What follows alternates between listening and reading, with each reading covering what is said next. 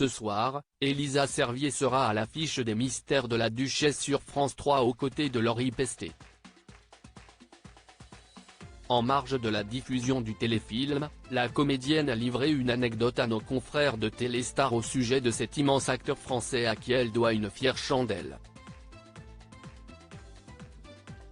Élisa Servier a commencé sa carrière d'actrice à 18 ans en jouant dans le show Lapin de Pascal Thomas. Une première expérience qui lui laissera un goût amer. Au moment des révélations du viol de Flavie Flament par David Hamilton, la comédienne évoquera sa propre agression dans l'émission Stupéfiant, présentée par Léa Salamé. J'avais 18 ans. J'ai enterré ça. Si est 30 ans après que je me suis dit, ben non, mais je me suis fait violer. Malgré ce drame, la comédienne est devenue maman de 2 enfants. Un garçon, Julien Nakache, né le 29 mars 1985 et une fille, Manon Niego, de Toledo, son nom de comédienne, née 16 décembre 1993. Par la suite, elle joue au théâtre et travaille pour Claude Sautet, Cédric Clapiche ou encore Marc Esposito au cinéma.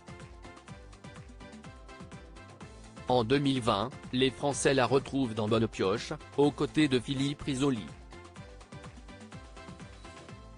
Sur le petit écran, les téléspectateurs l'ont vu dans Nestor Burma, Centrale Nuit, ou encore Camping Paradis. Ce samedi 7 octobre, Élisa Servier va donner la réplique à Laurie Pestet dans la dernière création originale de France 3, Les Mystères de la Duchesse. Élisa Servier doit une fière chandelle à Daniel Auteuil. Les Mystères de la Duchesse raconte l'histoire d'un médecin lâchement assassiné dans son manoir. L'enquête est confiée à Maud Arthuis, jouée par Laurie Pestet, une capitaine de gendarmerie enceinte de plus de 8 mois et qui a perdu son mari peu après avoir appris sa grossesse. Elle reçoit ainsi l'aide inattendue de Lucien Labéguéry joué par Jérémy Bansté, un détective privé missionné par Estelle, Vanessa Lyotet, la fille de la duchesse, qui était persuadée que sa mère était victime d'un abus de faiblesse.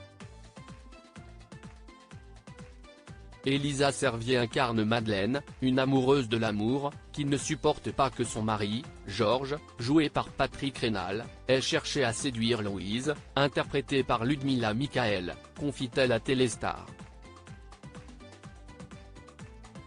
Entre deux confidences sur le feuilleton de la 3e chaîne, la comédienne s'est livrée au sujet de cet immense acteur à qui elle doit tout.